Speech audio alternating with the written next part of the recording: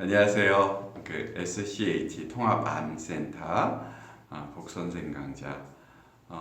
지난번에 암 환자의 케톤식이요법, 그래서 저탄고지 식사에 대해서 말씀을 드렸고, 결론적으로는 균형식을 하는 것이 암 환자들 치료에 있어서 전반적으로 도움이 될 수 있다라는 의견을 여러분들한테 드렸습니다.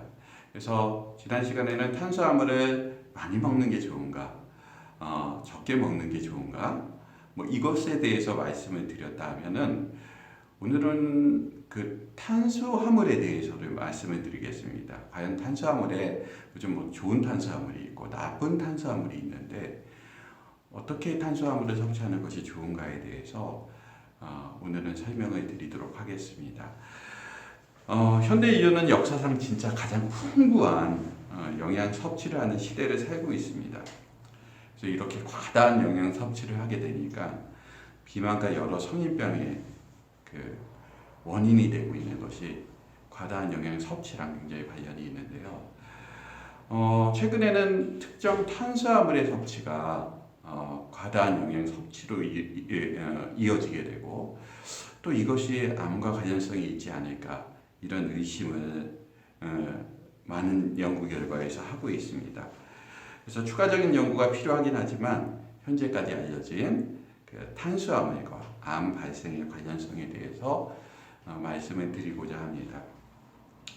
최근 당지수, GI 지수, 글라이세믹 인덱스라고 하는데, 이것에 따라서 탄수화물을 분류하는 것을 여러분도 아마 보신 적이 있을 것입니다. 그래서 이 당지수라는 것은 동량의 당질을 함유한 포도당 또는 흰빵 같은 표준식품을 섭취 후에 혈당 반응에 대한 특정 식품 섭취 후에 혈당 반응 정도를 비교하여 보여주는 수치라고 여러분들이 이해하시면 되는데, 쉽게 하면 당지수가 55 이하이면 당지수가 낮다고 하고, 그 다음에 70 이상이면 당지수가 이제 높다라고 여러분들이 이해하시면 되는데요. 당지수가 낮은 식품이 당지수가 높은 식품에 비해 혈당을 천천히 상승시키기 때문에 혈당 조절에 도움이 될 수 있다라고 여러분들이 이해를 하시면 될 것 같습니다. 또 다른 개념으로는 당 부하 지수, GL 지수, 글라이세믹 로드라는 개념이 있는데, 이것은 당지수는 동량의 당질을 섭취한 후에 혈당 반응을 비교한 값인 반면에 당부하 지수는 일의 분량을 기준으로 혈당 반응을 비교한 값입니다. 그래서 우리가 살이 찌지 않기 위해서, 그 다음에 체중 감량을 하기 위해서는 총 칼로리도 굉장히 중요하지만 GI나 GL 이런 것들을 고려해서 섭취를 해야 된다고 여러분들 잘 알고 계십니다. 그 이유는 GI나 GL이 낮더라도 섭취하는 칼로리가 많아지면 체중 감량이 어렵고, GI는 낮더라도 GL이 높은 식사를 하면 또한 체중 감량이 어려워질 수 있기 때문입니다. 이에 대해서는 나중에 또 체중 감량에 대해서 이야기할 때 자세히 말씀드리기로 하고요. GI 지수에 대해서 조금 더 설명을 드리면, 흰밥, 흰빵, 찹쌀 등을 섭취하면 혈당이 급격하게 올라갔다가 인슐린의 반응으로 급격하게 떨어지게 되는데, 이러한 과정의 반복이 과다한 산화 스트레스를 주게 되고 인슐린 저항성, 당뇨, 심혈관계 질환과 관련이 되어 있는 것으로 알려져 있습니다. 현재까지 여러 연구 결과에서 GI, GL 지수가 낮은 탄수화물을 섭취하는 것이 비만의 예방과 당뇨의 예방과 관리에 도움이 되고, 더 나아가서 심혈관계 합병증의 예방에 도움이 되는 것으로는 확실히 알려져 있습니다. 그렇다면 이제 당지수가 높은 탄수화물을 섭취하는 것이 암 발생하고는 과연 이제 어떤 관련이 있는가 문제를 살펴보면, 여러분들 이미 아시는 분들도 있지만 이제 소개드릴 사이트가 하나 있는데, 월드 캔서 리서치 펀드에서 운영하고 있는 www.wcrf.org를 방문해 보시면 암과 여러 위험 인자들에 대한 소개가 자세히 나와 있습니다.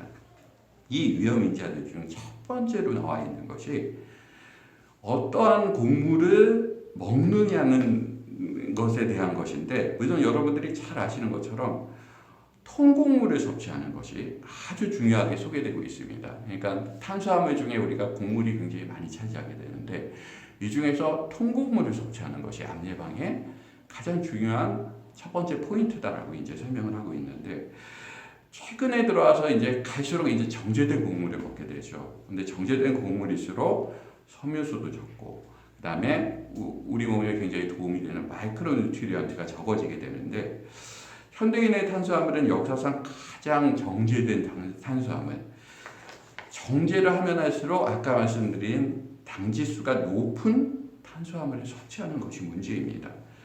그리고 섬유소는 탄수화물 섭취와 소화 과정에서 천천히 혈당을 올리면서 오랫동안 혈당을 유지하는 데 중요한 역할을 하는데 포만감 유지에도 좋지만 급격하게 혈당을 올리면서 생기는 인슐린 피크를 방지하는 데 꼭 필요하다고 이야기를 할 수 있습니다.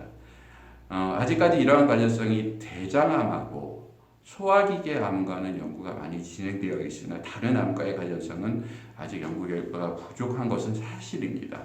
그렇지만 많은 부인과 계통의 암도 비만과 관련이 있고 비만과 탄수화물 섭취와 관련성이 더욱 높아지고 있기에 관심을 가져셔야 되지 않을까 생각합니다.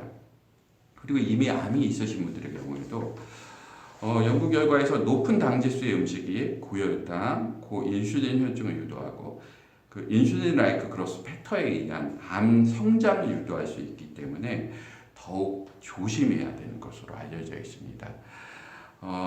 다음 시간에는 제가 조금 더 구체적으로 우리가 균형식을 하면서 탄수화물 섭취를 하는 것도 중요하지만은 그 탄수화물 섭취를 좋은 탄수화물과 나쁜 탄수화물을 비교를 해서 오늘 GI 지수, GL 지수 요거에 대해서 설명을 드렸는데 어떤 식단을 해야 하는지 구체적으로 좀 설명을 드리는 시간을 갖도록 하겠습니다. 이상입니다.